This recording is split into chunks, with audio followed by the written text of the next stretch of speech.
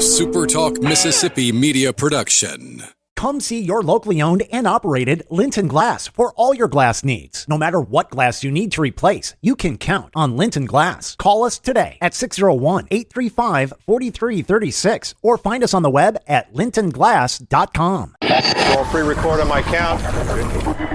7, 6, 5, 4, 3, 2. Roll A, fade up on A.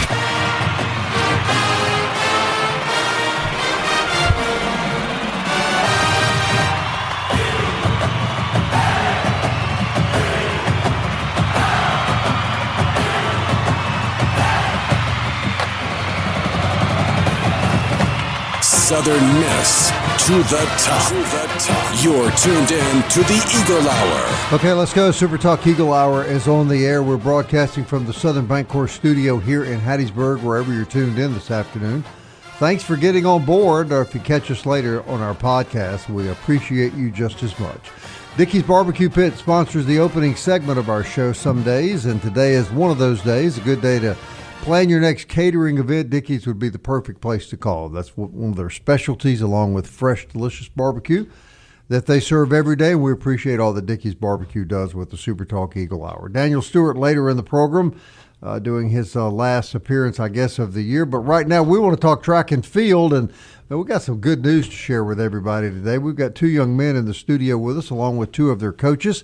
Tyler Nichols and Tyler Hughes are both headed to the National Track Championships in Eugene, Oregon. Their coach, Myreon Sartin, is here, along with head coach Jon Stewart. And let's start with these young men that have had such a great year. Tyler Nichols will be competing nationally in the long jump. And, well, I guess first, Tyler, have you ever been to Eugene, Oregon? And what do you think about this trip? Nah, it's my first time. Well, are you excited? Yeah, I'm pretty excited. Yeah, well, tell us what you did all year long to get you here. Kind of just trained. We went through the year. Earlier I didn't think I wasn't going to make it. I didn't think I was going to make it. I kind of just went through the motions. I did what my coach asked me to do. I did the sprints. I did the lifts. Just did what I was asked. Man, talk to us about, how to train for that, for your event, for the long jump, and, what goes into the preparation, and then how do you qualify for the championship? Just bring our listeners up to date on that. Really, it's I like to say it's like a slow build. So in the beginning of the season, we'll start by conditioning. So heavy running, might run a couple miles, might run a couple laps around the track. Time trials. After that, what we call it, 6 weeks of hell? Yeah. After that 6 weeks, we would go into our respected areas, so whether that be sprints, high jump, long jump, throws, we do what we do. And it's a slow burn. We'll start slow, and we will continuously get more and more aggressive because our season is very long and it's very taxing. Well, how likely would it be for one of us to be able to, handle a long jump? I'm just curious. Like, if you had to put us down for however many feet we would be able to jump, how much would it be? How tall are you? 6 feet. Okay. How fast are you? Not very fast, man. What'd you think, like 20, 21, 21 feet? I mean, we'll give it 14, 15. Maybe just 6 feet. I just would go forward as far as my height. How far did you jump? Right now it's 26.8. 2016. Okay, so triple what I would do. All right, and Tyler, you go with the high jump, right? And just for the purposes of that, tell us the training there, and exactly, kind of exactly how your teammate did just a second ago. I mean, it's relatively the same. I just train more vertical and less speed, and a lot more technique over the bar. All right, now how high does this young man jump? What are we talking about here? I qualified with, I don't remember, 6'11", 6. Yep, he qualified with 6'11". If you were to, like I said, if you were to look above your head at a door panel, it's probably about a couple inches over that. So that's hard to believe, Coach. This is Coach Myreon Sartin talking now. That's hard to believe. This young man can run and jump over the threshold of that door up there? Yes, sir. Yes, sir. How high do you think Dima and I could get up there? Now consider I'm old, so let's forget about me. How about Dima? We'll cut that door in half. Coach, you must be proud of these young guys. I mean, they have to really work hard to get to this level. You must really be happy for them. Yes, sir. Yes, sir. They've these two young men have definitely put in the work to be where they're at this point in their career. So definitely proud of them for coming in and bearing with me on the workouts and pushing on the hollering and screaming a little bit, but hey man, they took it all in, and it's paying off. Now we're in the first week of June, Coach. When did you get these two guys together? How long have you guys been working toward this goal that you're about to enjoy? Well, we usually come in around Labor Day, and we get started after Labor Day. So from around September of every year to about this time. But they've been with me a couple years now, so it's kind of been like Tyler Nichols said, kind of like a slow build up. So teaching the technique over the course of the year, and their bodies just adapted to the training, and now you're seeing the results of that. Is there a body type, for lack of a better term, that fits these two categories? There is, but there isn't, because you see some kids out there that body types are unique to the event. So like you see Tyler Nichols here, he's about 5'9", 5'10", but he can jump 7'2", and then you see Tyler Hughes here is about 6'5", and he can jump 7'2". So it's more of your genetic makeup, what's on the inside. For the players, just curious, and both of you can answer, how excited are you guys to be able to compete at nationals in Eugene, and just talk to me about, getting to represent the university in that way and how special that is. I think it'll be fun. I've never been that far north or west, so I've not competed at something this big either, so I'm kind of just excited to go out and compete. And then Tyler, you as well. I mean, how excited are you to represent Southern Miss at that type of level of event? I'm pretty excited. Like, same as Ty, I haven't been that far north or that far west. I just want to win, man. I'm ready to go get this over with. I'm ready to go win. I'm ready to bring one home. I want to represent. Coach, I mean, talk about how awesome it is to see your players, and again, kind of the same question in a sense, to see the Southern Miss on their shirts and seeing the black and gold in that type of event. So, yeah, it's very exciting, far as seeing we considered a small school, on the grand scheme of things. So just seeing us up there, with the best of the best, and we're right there, amongst those guys to showcase what we have as well. So it's very exciting, and it's kind of like a underdog type thing. So you go up there with a little chip on your shoulder, and you're ready to get it going. Well, Coach, that's the Southern Miss way. That's you got to have a chip on your shoulder, and you're always the underdog, and you always got a little something extra to prove, don't you? That's it. Yes, sir. Yes, sir. I think that molds us throughout the course of the year, because we're in the mode that, hey, it's us against the world, and it's us against all these big schools that we go to week in and week out. So, it's actually the season trains us for this moment, 1,000%. Coach Stewart, you just continue to do nothing but send people to Eugene, Oregon, break records. You've just done such a tremendous job. Give us the eval in your eyes of your track and field program as we sit here today. You're asking the wrong person, because I'm going to be my worst critic, and I think that some things could have gone better for us this year, but we did have an outstanding year, and we had some really talented athletes. Tyler Nichols has just been outstanding all year long. He doesn't even know how good he is, and he, we just saw him jump at Clinton High School, and I said, we got to get this guy. This guy is explosive, and he can just jump. He can do everything: high jump, long jump. He can sprint, and next thing you know, he comes here, and Myreon has coached him just to get to this point where he is one of the best in the nation right now. And then Tyler Hughes, Myreon said, hey, I got this guy coming from Florida, and he's pretty good. And then next thing you know, this big redheaded kid shows up. And he has been tremendous. I mean, he has been great this year. We took him to the first outdoor meet, and he just destroyed everybody at Mississippi State. And then, that's good to hear. Go ahead. Yeah, and he just got, he just took care of business at the region meet. We just knew that he had the potential to get to nationals, and he did it. So, really excited about these two guys. It's going to be a lot of fun going out there and watching them compete. I'm gonna have a lot of fun just watching them look at, okay, they got different trees and they got different looking birds out there, and they have different restaurants, and the track is spectacular. And just watching these guys, they're gonna go out there with their eyes just wide open, going, I can't believe this place. So that's gonna be a lot of fun for me.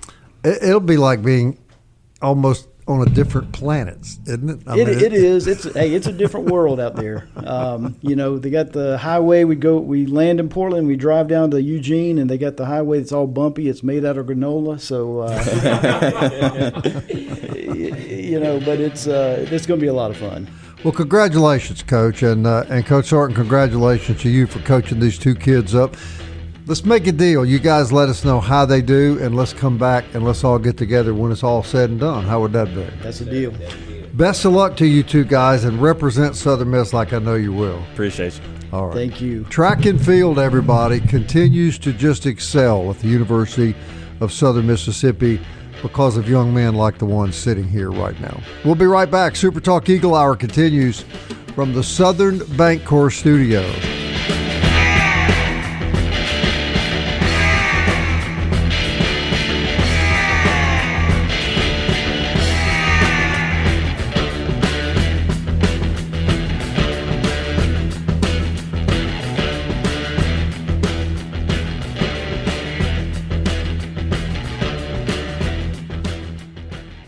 Big news from Robinson Electric Supply in Laurel. We've moved. You'll now find us directly behind our old building, right by Sawmill Animal Hospital. We're still your trusted electrical distributor, carrying everything from conduit to tape. And don't forget our full line of Milwaukee tools. Whether you're a contractor or a DIY pro, stop by the new Robinson Electric Supply at 1222 West 6th Street and see what's lighting up Laurel. Robinson Electric Supply. New location, same trusted service.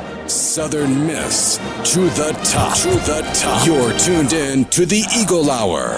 Hey, welcome back. I want to thank Tyler Nichols, Tyler Hughes, Myreon Sartin, and, of course, Jon Stewart. And congratulations to the Tylers, Tyler Nichols and Tyler Hughes, making the National Track and Field Championship. Dima, you can say what you want to, and these guys kind of operate in the shadow this time of the year of baseball, but that is one heck of an accomplishment. Absolutely. And as he mentioned, the Bubas Cup or the Bubas Cup or however you say it is kind of the Sun Belt Championship, if you will, of all the sports combined. And like you said, Southern Miss got third this year in that trophy release. Baseball was number one as far as how many points they gave Southern Miss. Number two, track and field. So they definitely helped the university and are certainly one of the most consistent programs. And it's like you said, they just kind of fall under the radar because our season runs during baseball season. And I am pleased to report you guys that they are flying to Eugene, I'm Oregon. Glad to hear that too. Chartering? No. Charter for two. But they, they kind of operate in the shadow, and they that's kind right. of they quietly every year do this, and we're not going to let that be overlooked. And we've talked about how the athletic department gets the biggest bang for its buck. And I don't know what Jon Stewart's making, but it's not enough. Well, he's well worth whatever he's being paid and more. Hey, Eagle Tire West sponsors this segment of the show. Eagle Tire West is out on Highway 98 West. They're next to Smith Motor Company. They sell Goodyear and all major brand tires. They provide full service for cars and trucks, and they're big Southern Miss supporters and supporters of ours, and we're very, very grateful to them for that. As we are our great friends at Genesis of Hattiesburg, the official auto dealer of the Eagle Hour, Genesis sedans and SUVs, all from Mississippi's exclusive Genesis dealership, Highway 98 West in Hattiesburg. So, guys, I woke up, I had this strange, nightmarish type of dream, and it jolted me out of bed in the middle. And by the way, Daniel Stewart is here in the studio with us, and we'll let him comment on this. I woke up in this sweat and thought for just a minute that I had heard that Troy was going to the Super Regionals and had an easy path to the World Series. And then I said, no, it had to be a dream. Was I dreaming, Daniel? No, you are not dreaming. That is the truth. Hey.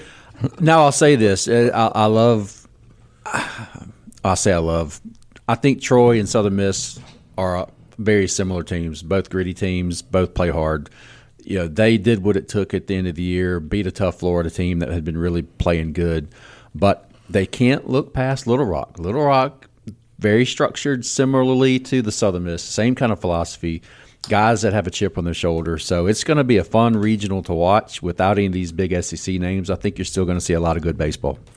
Yeah, it's a great time for the sport of college baseball in that you do have Troy, Little Rock, Cal Poly. You got a lot of schools St. John's outside of the glorious SEC and ACC, and that will be refreshing.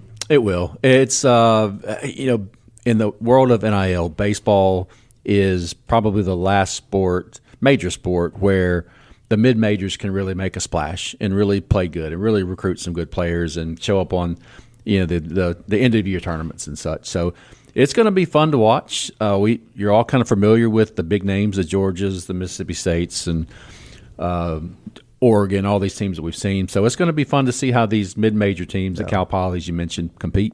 Dima, you and I watched Troy play every game in the tournament out of Montgomery. They're a good base hitting team. They do hit the ball very well. They're really energetic, and they follow the lead of their coach. But I got to tell you, to go beat Miami and Florida the way they did, love them, hate them, doesn't matter. It's pretty impressive.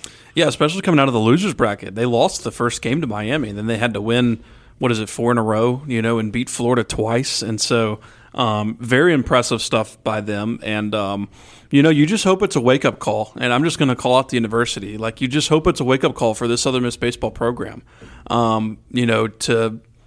to see what the formula is to win regionals that Troy's put together. They don't have 30 good arms on the staff. They have about 6 good arms on the staff that are good arms. Those, like Crotchfeld and a couple of the other guys, they're throwing 96, 90. Like, those are pretty good arms that I saw last night.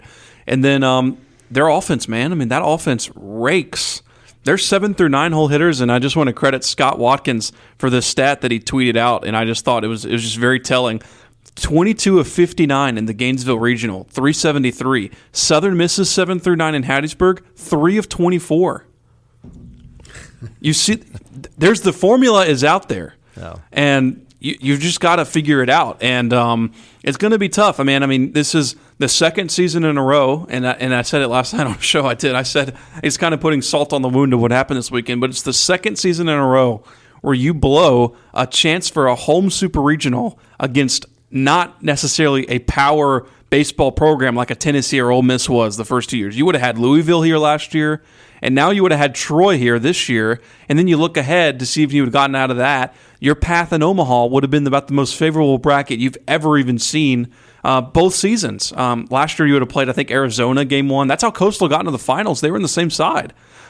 Arizona, Oregon State on your side. All the SEC teams are on the other side of the bracket. This year you will start, if Troy wins, they're going to start with West Virginia or Cal Poly.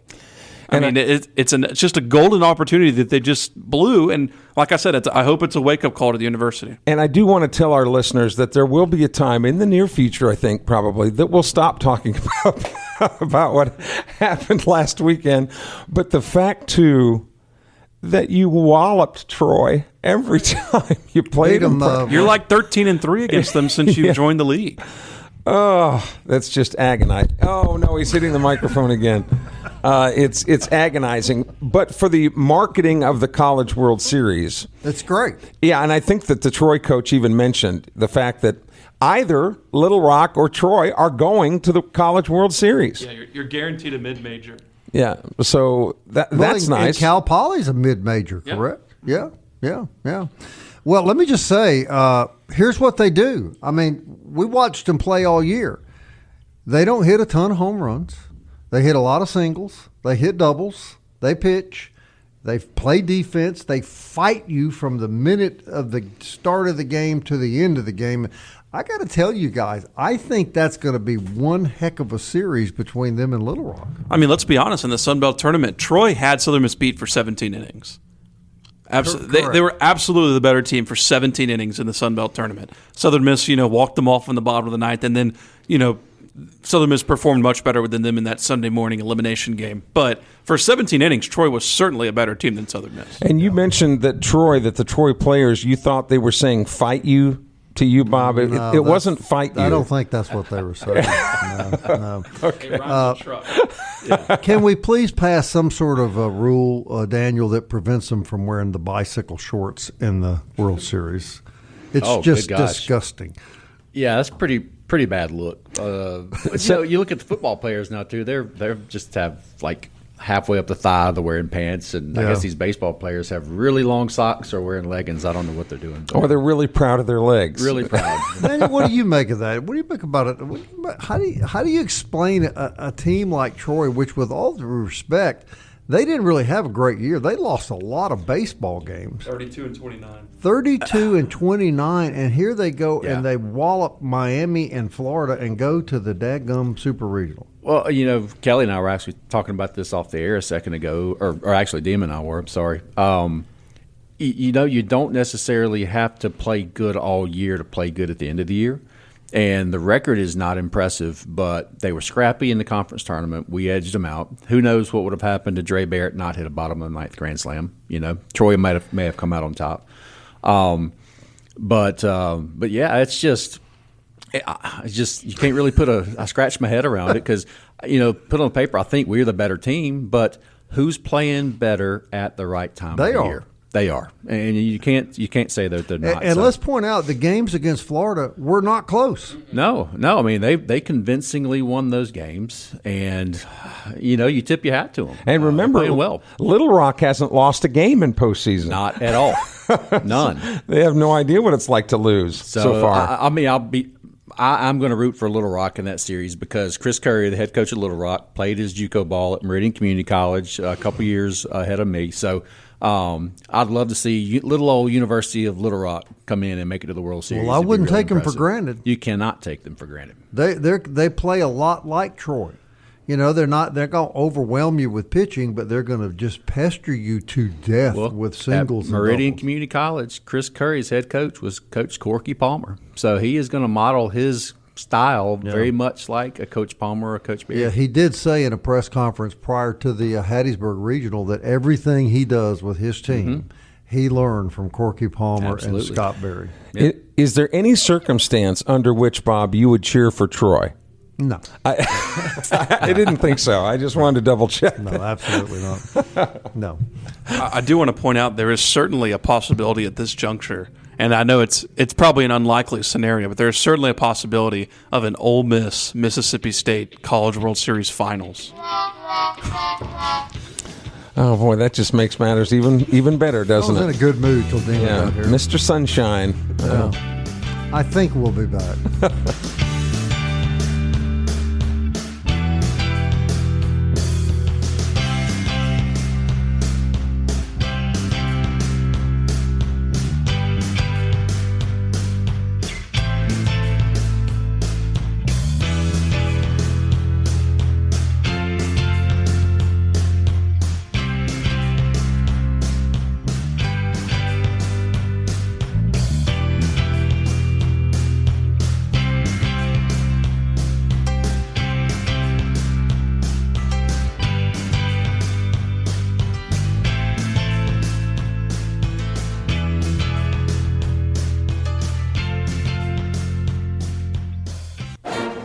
Eagle Hour, Southern Miss to the top. All right, welcome back. I want to thank everybody for tuning in today. Remind you that this segment of our show is sponsored by DBAT on Hardy Street. That's where you go for baseball and softball training for children and adult sports training of every kind. State-of-the-art facility managed by Luke Reynolds, great supporters of the university and, of course, our show. And for that, we're very grateful. Also grateful for MCS Home Center, and that's where you should go, and we do. For home repair, home remodeling, and home construction, everything you need for your next project, home, lawn, or garden. All available at MCS Home Center in Bellevue. MCS is Hattiesburg's new improvement home center. Local folks eager to help you. All right, Dima, you told us during the break, kind of surprising news to me. We just saw Jacksonville State come here, and Looks like they were really building a really substantial baseball program, but just when they seem to be hitting their stride, the coach leaves.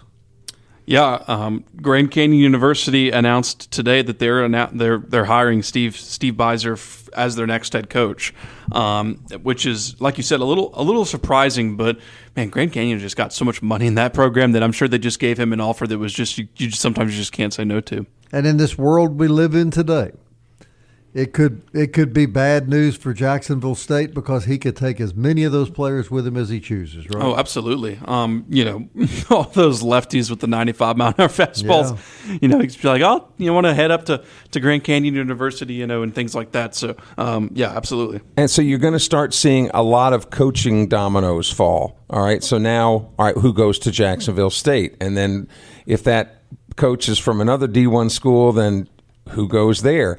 The other thing that you have to keep in mind, and we'll bring a couple of guys specifically, Coy Clements, the pitcher who prepped at Oak Grove and then went to Pearl River, played at Southern Miss a year and then went to Pearl River, had committed to Houston.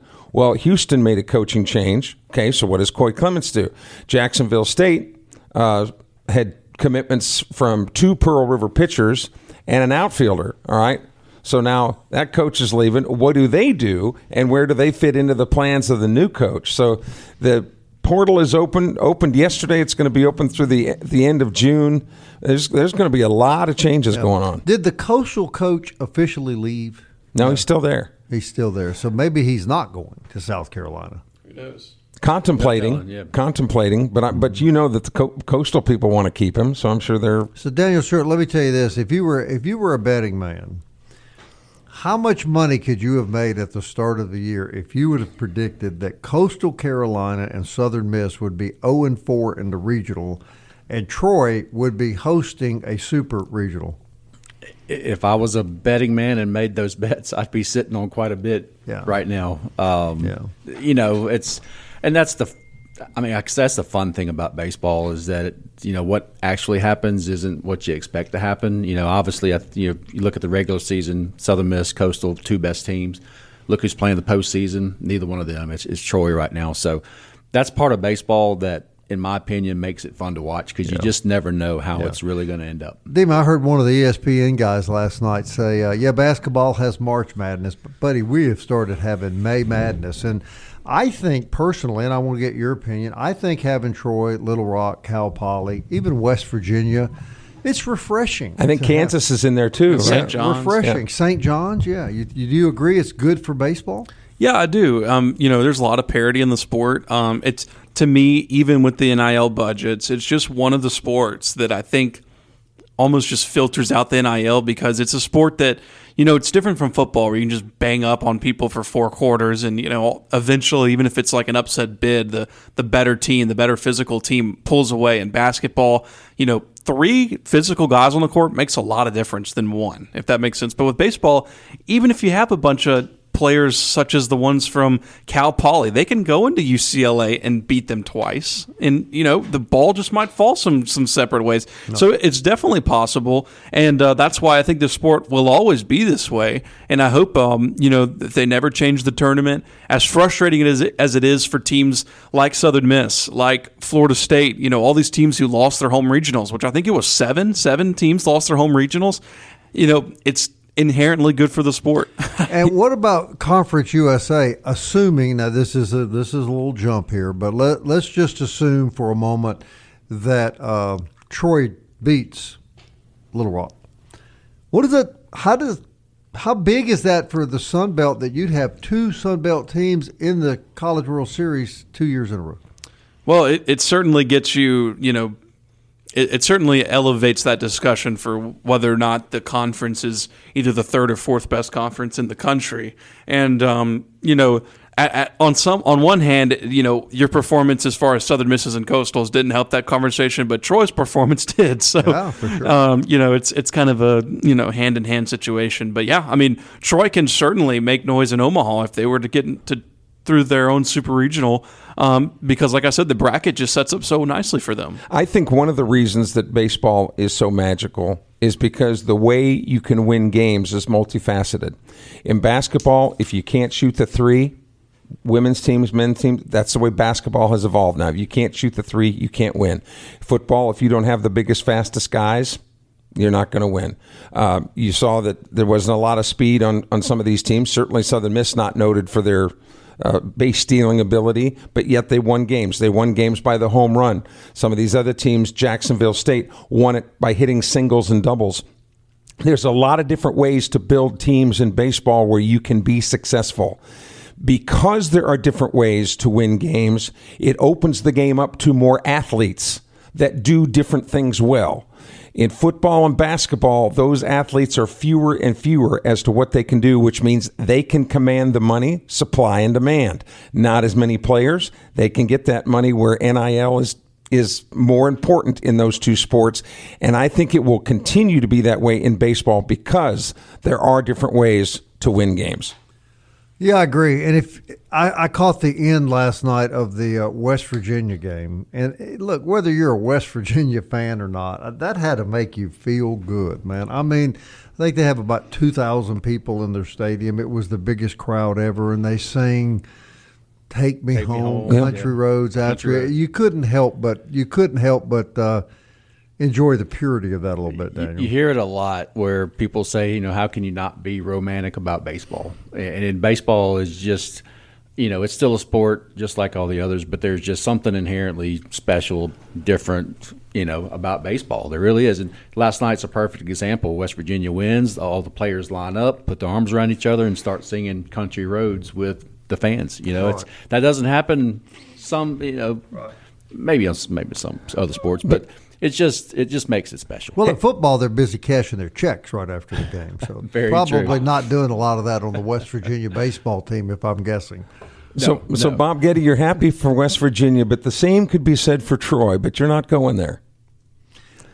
This is the Eagle Hour, Kelly. I'm just trying to stir the pot. I don't mind saying it. I don't like the attitude of their coach. I don't like the way they play.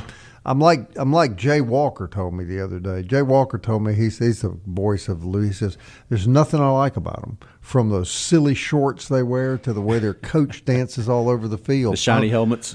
Oh my God! Do something about the helmets. Paint those damn things, or do something with them. No, I'm not a Troy fan. Yeah, I know. I'll stop stirring the pot now. Well, there aren't many other Troy fans because when they have the game, that's exactly right. Have the tournament in Montgomery. There's about 50 of them that show up. I don't even know if they'll. Right. I don't even know if they'll sell out their own super regional. I'm glad you brought that up. That's exactly right, Damon. I'm glad you brought that up because I really. Not only did the guys have a great season, but doggone it, this fan base deserves that. I mean, there's nobody that's. I dare say there's not any baseball fandom in the world that is as dedicated to their team as this. And I'm not blowing smoke up anybody's skirt. You can look at the numbers, the fact that people are out there at 7:00 in the morning, right, to line up to get seats. In the heat, brother. Please, God, bless this fan base with something. Well, it's not Baseburg for nothing. Right. Our people of Hattiesburg love baseball, love Southern Miss. A lot of great prep schools, baseball teams around. So it's a fun place to be a baseball fan for sure. Yeah, I think it got put in pretty good perspective for us yesterday by Graham Crawford, who played here, obviously, who said, they should have never lost that Friday night game. But the Saturday game was a heavyweight fight between two really good college baseball teams. And Lady Luck was not on the side of the Golden Eagles Saturday with it. Well, did y'all watch the Florida-Troy game last night? I watched about the last 3 innings of it. Yeah. Did y'all see the stands? Not many. Yeah. There was not many Florida fans there either. It's amazing, isn't it? And if that was a game at Southern Miss, there wouldn't be a seat even close to available. No. There was that stadium last night at Florida was probably about half full. No, at the right. very most. And I thought I heard the guy say last night, the announcer, that Troy Stadium doesn't hold but 2,000 people. Did I hear that right? Right. You think they'll sell it out, Nima? Surely they will. Well, they might, but that's again to what Kelly's saying. They're not as dedicated. It's not sold out every night it is at the Pete. No. And so, they might come now that they're, on the precipice. Precipice? Is that the correct word? Pretty good. Precipice. Yeah. Precipice of the college. You guys are getting way over. Let's not forget this. They're on the precipice of the College World Series. Wow, say that again. I'm done saying it. At our age, our teeth fall out when we're trying to say. And when you go back to the tournament in Montgomery, too, they're the closest school. They have nobody. And there was nobody there. No. So, but our fans traveled, and I'm going. I just wish they'd be rewarded. Put us back in Biloxi like we used to be in CUSA. Oh, that'd be so great. But that's one of the things that people in Troy say is our biggest complaint. Oh, Southern Miss, all they do is complain is that the tournament's not in Biloxi. We'll be back.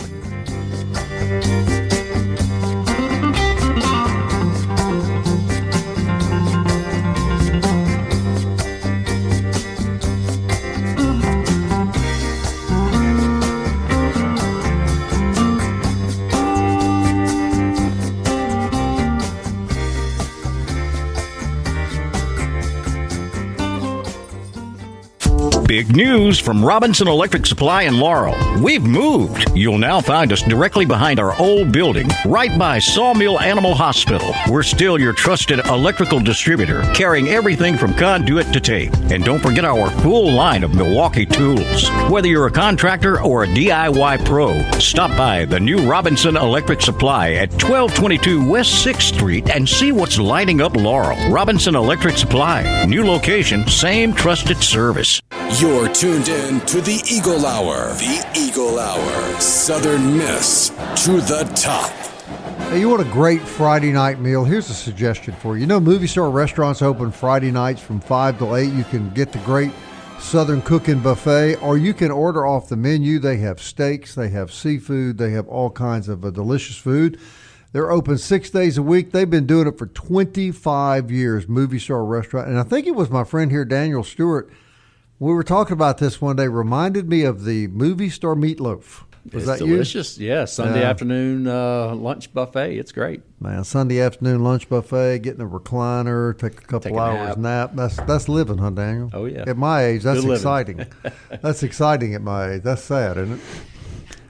No, I don't. Okay. All right. I was looking to you to tell me, Kelly. No, I used to have a shirt that actually had a face of a clock on there, and it was at 11:45. And the preacher asked me one time, "Why do you always wear that shirt on Sunday?" I said, "Because this is the time you need to be done, so that we can get a seat at Movie Star before Temple lets out." Well, that brings here. up an interesting question. Why in the world are you wearing that shirt? My Wacky Races T-shirt, because we had the track guys on today. I figured races, track and field.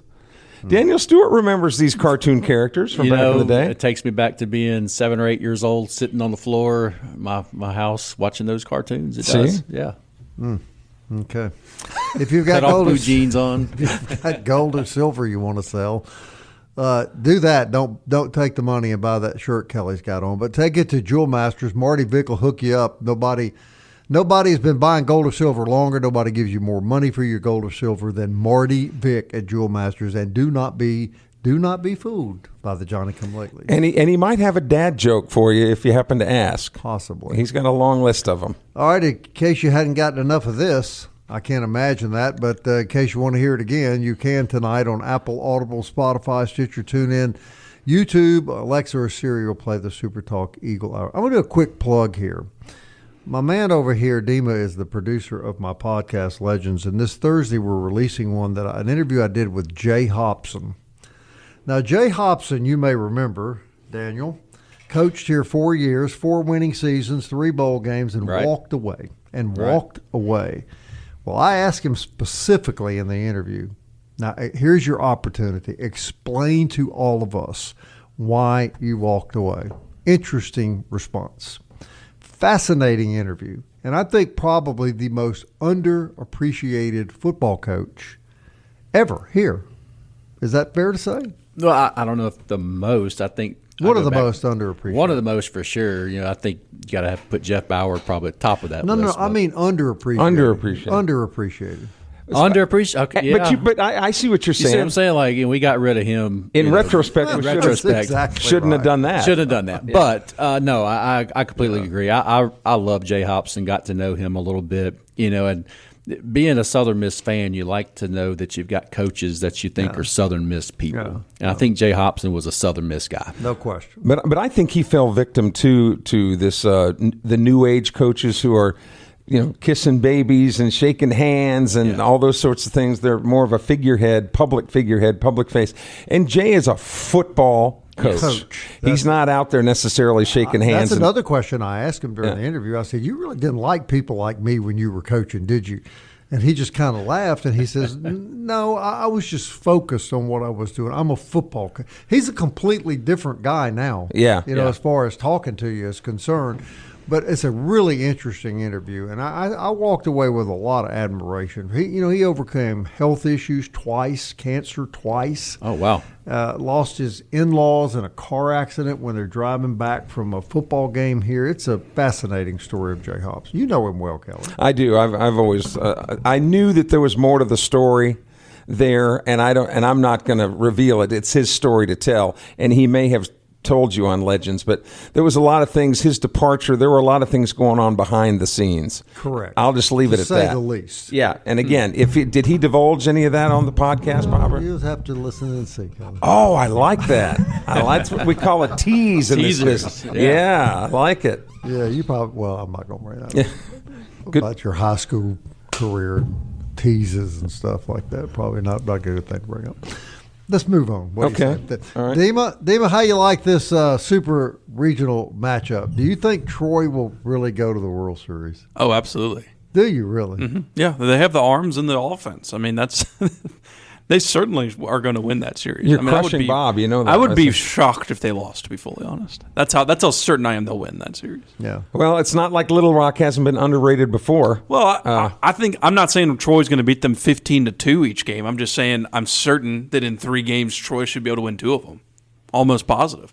I would say the home field advantage, but we've learned. That remains to be seen. You would have thought the Florida Gators had one. Could this? And I hate to end the show on a horrible note like this, but could this be one of the worst years ever to be a Southern Miss fan between Troy getting to the World Series and what's going to happen in New Orleans against Will Hall's Tulane? It's pretty damn difficult. When I look at the 2 northern schools in the Supers and Troy in the Supers, my heart hurts a little bit, Daniel. I'm not going to lie. It's a tough pill to swallow. Well, and look at the way the football season ended the year. Started great, tailed off at the end. The way the baseball 100 days from yesterday, my friend, kickoff. Hey, track and field in the championships, though. Yes. Congratulations. Hey, Daniel, thank you so much for everything you've done all year. Hey, man. Thank you. I've enjoyed it. We always enjoy having you. We won't see you in a while now, huh? Maybe not for a while. Yeah. Might be a little bit. You can come in any day you like and replace Kelly. Y'all just let me know. I'll replace Kelly. I just might not have as quirky of a shirt. But no, I hope not. Hey, the homeless didn't even want this shirt. Tucked in with a belt. Southern Miss. To the top.